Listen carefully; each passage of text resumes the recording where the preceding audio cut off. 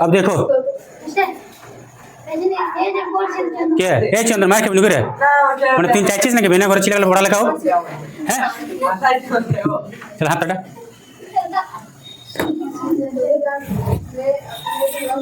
देख ले एक बार दर्शन कर लो हाथ में पड़ेगा ना तो चेहरा और हाथ दोनों लाल हो जाएगा। देखो कॉस्ट प्राइस क्या है? क्रय मूल्य the price at which we buy something, यानी जिस मूल्य पर हम लोग कुछ चीजें खरीदते हैं। तो कॉस्ट प्राइस क्या है? जिस प्राइस पर हम लोग वस्तुओं को खरीदते हैं उसको क्या कहा जाता है? क्रय मूल्य, और शॉर्ट में क्या कहा जाता है? सीपी। और सेलिंग प्राइस क्या है? The price at which we sell something, यानी जिस प्राइस पर, जिस मूल्य पर हम लोग किसी भी वस्तु को क्या करते हैं? बेचते हैं, उसको क्या कहा जाता है? विक्रय मूल्य या फिर सेलिंग प्राइस। क्या कहा जाता है? सेलिंग प्राइस या फिर विक्रय मूल्य। अब देखो कि जब यहां पे ध्यान रखना एक चीज कि कॉस्ट प्राइस में हम लोग सिर्फ ये काउंट नहीं करेंगे। जैसे फॉर एग्जांपल कि अगर तुम कोई सामान मार्केट से खरीदते हो, ठीक है, कहां से खरीदते हो? मार्केट से। अब उस दुकानदार जहां से तुम खरीद रहे हो, अगर वो तुम्हारे पास वो 100 रुपया लिया तुमसे, कहा ये सामान है और तुम 100 रुपया दे दो, तो क्या ये 100 रुपया तुम्हारा सेलिंग कॉस्ट प्राइस है? क्या ये 100 रुपीज कॉस्ट प्राइस है? अगर तुम आगे इस सामान को बेचोगे घर जाकर अपना दुकान के थ्रू, तो क्या ये कॉस्ट प्राइस है? कॉस्ट प्राइस है अभी, अगर हम उसको बेचेंगे तो वो सेलिंग प्राइस होता है। नहीं, क्या ये सच में एक्चुअली इसी को क्या कॉस्ट प्राइस कहा जाता है? बोलो। अब देखो फॉर एग्जांपल, कहां से लिए तुम इस सामान को? मार्केट से। तुम्हारा गांव में तुम्हारा दुकान है, अब यहां से यहाँ क्या, यहाँ फूंक मार के वो सीधा उड़ा दोगे?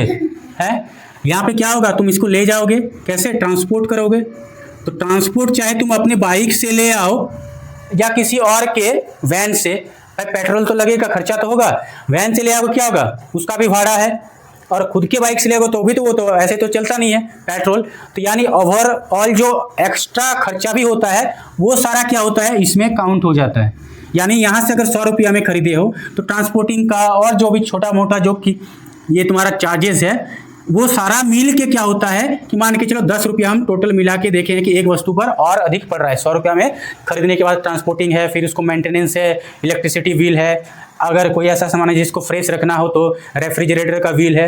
ये सारा चीज़ इंक्लूड करके क्या देखें हम लोग कि 10 रुपया पर पार्टिकुलर या पर ऑब्जेक्ट क्या हो रहा है? पड़ रहा है। तो यानी अब सीपी क्या होगा तुम्हारा? 110। तो ये तुम्हारा क्या है? Actual CP. यानी सिर्फ ये ध्यान मत रखना कि जहाँ से लिए हैं वही प्राइस को हमको देखना है। तो क्या कितना में लिया? 100 में। अच्छा हमको चलो ठीक है 2 रुपया का बेनिफिट रखना है, और तुम जाके क्या करोगे? 102 में बेच दोगे। क्या तुम बेनिफिट में हो? क्यों? क्योंकि तुम्हारा तो 10 रुपया और एक्स्ट्रा लगा था ना। तो फाइनल जब कस्टमर के हाथ में जाएगा उससे पहले जितना भी खर्चा हुआ तुम्हारे एंड पर, वो सारा क्या होता है? सीपी में जोड़ा जाता है। ठीक है, और उसके बाद फिर तुम अपना बेनिफिट रखकर सेल करना है और देखना कि फिर जो प्राइस पे बेचे हो वो तुम्हारा लॉस हुआ, बेनिफिट हुआ, आगे की बात है। तो सीपी क्या है कि जो हम लोग सामान खरीदते हैं और उसके साथ जो एक्स्ट्रा चार्जेस लगता है, ट्रांसपोर्टिंग हो गया, मेंटेनेंस हो गया, तुम्हारा बिजली बिल हो गया, बहुत सारा चीज़, पैकेजिंग वगैरह हो गया, अपना ब्रांडिंग हो गया, अपना एडवर्टीजमेंट हो गया।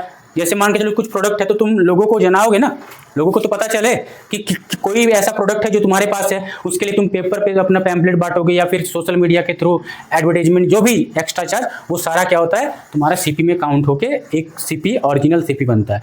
अब बात आती है बुक में। क्या बुक में फिर अलग से रहता है? नहीं। अगर बुक में दिया हुआ है कि सीपी इतना है तो मान के चलो कि यहाँ का प्राइस और एक्स्ट्रा जो चार्जेस लगा वो ऑलरेडी इंक्लूड करके हमको मतलब यहाँ दिया गया है।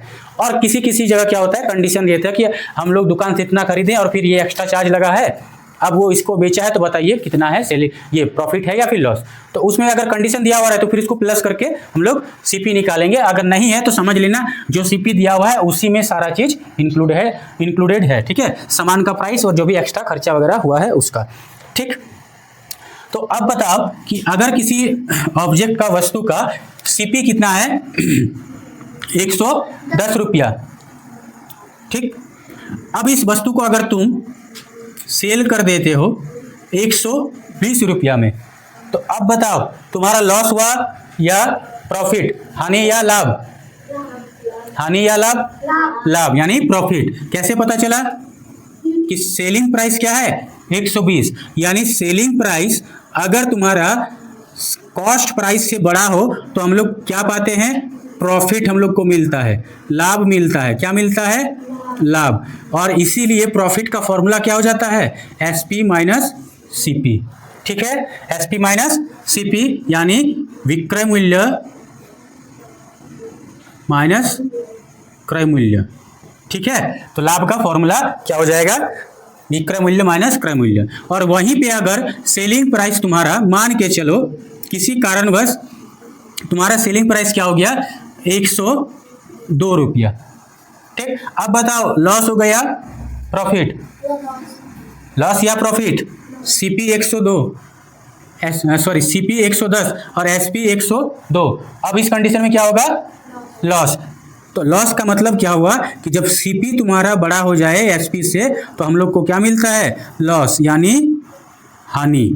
तो लॉस का क्या हो जाएगा? बड़ा माइनस छोटा यानी सीपी माइनस एसपी, क्रय मूल्य माइनस विक्रय मूल्य। ठीक है, आप 7 का वीडियो डालते हो उसमें?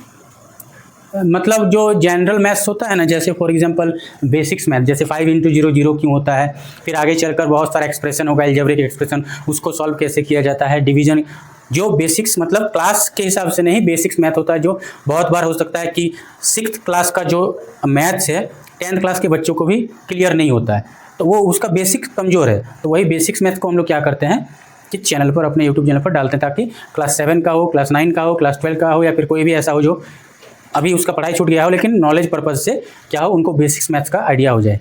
अब तो उसमें क्लास के हिसाब से नहीं, मैथ्स के हिसाब से देखते हैं कि अच्छा ये बेसिक्स चीज़ें हैं जिनको हर स्टूडेंट को या फिर लगभग हर किसी को जानना चाहिए, उस हिसाब से डालते हैं मैथ्स का सिर्फ।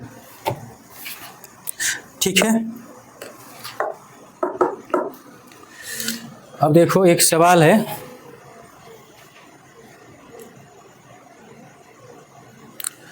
यहाँ तक क्लियर हुआ? ठीक है, अब देखो गेन परसेंट और लॉस परसेंट हम लोग देख लेते हैं। तो अब बात आती है कि अगर हम लोग यहाँ से पहले फॉर्मूला लिख लो, S=, हाँ ये फॉर्मूला लिख लेना, नहीं तो छोड़ दो ना, लिखा हुआ तो है ना बुक में, एक ही बार में लिख लेने दो, फिर उसके बाद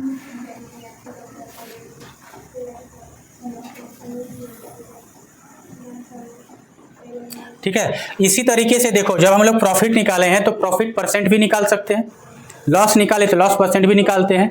अब प्रॉफिट और प्रॉफिट परसेंट में क्या फ़र्क है? देखो प्रॉफिट और प्रॉफिट परसेंट में क्या है अंतर, दोनों में क्या अंतर है बताओ? प्रॉफिट और प्रॉफिट परसेंटेज, लाभ और लाभ प्रतिशत, दोनों में अंतर क्या है? लाभ मतलब फायदा, हाँ प्रॉफिट मतलब वो परसेंटेज लो। हाँ, तो इसका मतलब क्या हुआ? जैसे हम लोग किसी चीज़ को परसेंटेज में बोलते हैं तो मतलब क्या होता है कि परसेंटेज, मतलब परसेंटेज का मतलब क्या होगा? किस चीज का परसेंट निकालना है, कितना वो कितना है, मतलब कितने पर है, कितना? 100 में हो कितना? हाँ वेरी गुड। मतलब प्रॉफिट क्या हुआ कि टोटल तुम्हारा जो सेल हुआ उसमें हमको देखना है कि कितना प्रॉफिट हुआ। जैसे फॉर एग्जांपल यहाँ अगर देखें तो प्रॉफिट क्या होगा, अगर हम लोग निकालें तो 120 और 110 माइनस करेंगे तो कितना होगा? 10।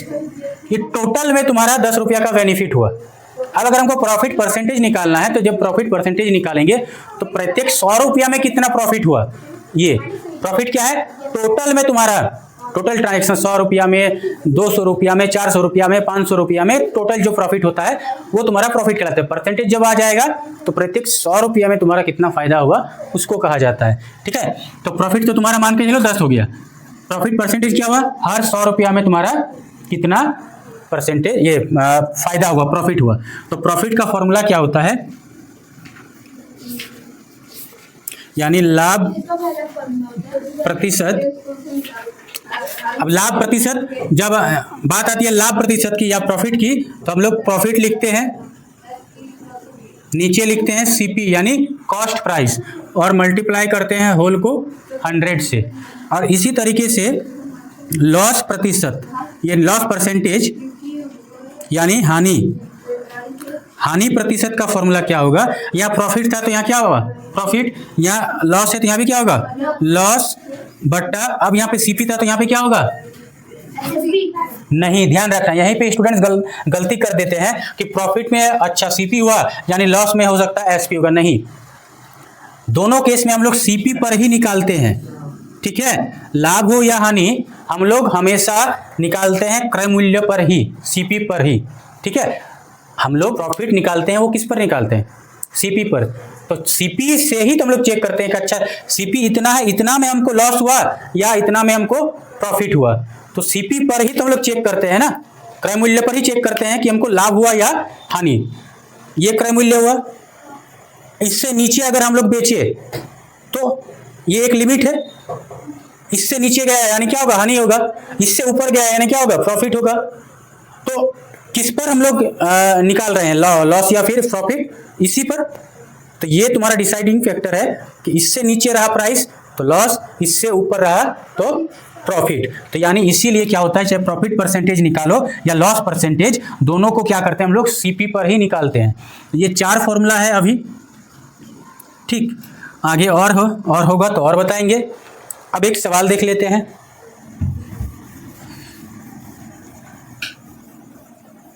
बाबू जो अपना पढ़ाई नहीं कर रहे हैं और इधर देख रहे हैं, समझ रहे हैं, पूछ देंगे, और अगर नहीं बता पाया तो दे देना दन।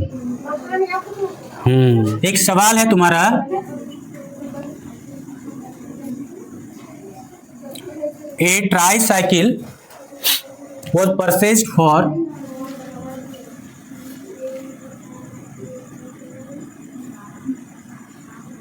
was purchased for rupees 1120 and sold for rupees 1260. Find the gain and gain percentage. Find the gain and gain percentage, ठीक है। ठीक, अब ध्यान दो यहाँ पे, हालांकि सवाल में ही बता दिया गया है कि गेन और गेन परसेंटेज निकालना है, मतलब गेन होगा, लेकिन a tricycle was purchased for rupees 1120, मतलब कोई एक ट्राईसाइकिल है जिसको कितने में खरीदा गया? 1120 रुपया में, और फिर उसको बेचा कितना में गया? 1260। तो बेचना बड़ा है खरीदने से कि नहीं? तो जब बेचना यानी विक्रय मूल्य बड़ा होगा क्रय मूल्य से तो क्या होता है? लाभ होता है, प्रॉफिट होता है। तो ऐसे भी पता कर सकते हैं, हालांकि इस सवाल में ही दिया हुआ है गेन, तो हम लोग को डायरेक्ट पता चल गया कि क्या होगा? गेन होगा। तो अब यहाँ पे हम लोग क्या लिखेंगे कि गिवन दैट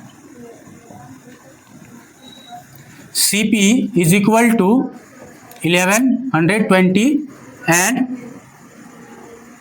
एसपी कितना दिया हुआ है? 1260। तो ऑब्वियस है क्या होगा? प्रॉफिट होगा, और प्रॉफिट कह लो या फिर गेन कह लो, दोनों का मतलब क्या हुआ? सेम हुआ। तो प्रॉफिट का क्या होता है फॉर्मूला? चेक करो, एसपी माइनस क्या होगा? सीपी। तो एसपी माइनस सीपी, तो एसपी है 1260 और माइनस करेंगे फिर 1120, तो कितना हो जाएगा तुम्हारा? 140, ठीक है। तो कितना होगा? 140। अब ये क्या निकला तुम्हारा? प्रॉफिट। तो एक आंसर तुम्हारा क्या हो गया? प्रॉफिट 140। अब निकालना क्या है? गेन परसेंटेज यानी प्रॉफिट परसेंटेज। तो प्रॉफिट परसेंटेज का फॉर्मूला अभी हम लोग क्या देखे थे कि अगर प्रॉफिट रहा तो ऊपर क्या लिखेंगे? न्यूमरेटर में प्रॉफिट, और डिनोमिनेटर में क्या होगा? Always CP, whether it is profit और लॉस। तो प्रॉफिट हो चाहे लॉस, हम लोग हमेशा क्या निकालते हैं? सीपी पर ही निकालते हैं, और होल को क्या करेंगे? 100 से मल्टीप्लाई। अब 140 है और नीचे कितना है? सीपी, सीपी यानी 1120, और इसको क्या करना है? डिवाइड, ठीक है। हाँ, अब देखो ये जीरो कैंसिल, ठीक। अब ये काटो इसको, 2 7 14, और यहाँ पे क्या होगा? 2 5 10 और 2 6 जा, ठीक। और यहाँ पे कट जाएगा 7 8 जा 56। तो बचा क्या हमारे पास 100/8, यही तुम्हारा परसेंटेज है। और क्या ये एस इसमें है?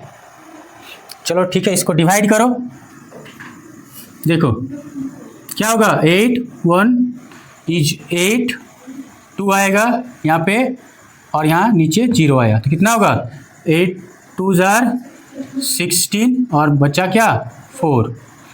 पॉइंट देंगे यहाँ पे डेसिमल, तो क्या हो जाएगा, तो यहाँ पे हो जाएगा 540। ठीक है, तो इसका मतलब क्या हुआ, इसको नीचे ही लिख देते हैं 12.5%। ठीक, परसेंटेज को तो कहाँ, ऐसा तो कोई ज़रूरी नहीं है, नहीं ज़रूरी तो नहीं है, वो तो टाइप है ना। एक नंबर को हम लोग कैसे ये करते हैं, एक तो होता है तुम्हारा लाइक फ्रैक्शन, फिर होता है अनलाइक फ्रैक्शन, फिर होता है मिक्स्ड फ्रैक्शन, और डेसिमल भी एक फ्रैक्शन ही होता है, लेकिन जब हम लोग उसको डेसिमल एक्सपेंशन के रूप में लिख देते हैं तो वो तुम्हारा डेसिमल एक्सपेंशन हो गया। अब अगर क्या हम लोग किसी डेसिमल को फ्रैक्शन में लिख सकते हैं कि नहीं, जैसे फॉर एग्जांपल 2.5 है, ये डेसिमल में है, क्या इसको फ्रैक्शन में लिख सकते हैं? लिख सकते हैं। क्या हो जाएगा 25/10, अगर काट दें तो क्या होगा 5 2 और 5/2। ठीक है, अब यहीं पे अगर हम लोग देखें कि बताओ 5/2 है, क्या इसको डेसिमल में लिख सकते हैं? लिख सकते हैं, डिवाइड करोगे तो कितना आएगा 2.5। तो फ्रैक्शन में लिखो तो डेसिमल में कर सकते हैं, डेसिमल में लिखो तो क्या कर सकते हैं, फ्रैक्शन में। ठीक, समझ आया? अब आगे बनाओ। हाँ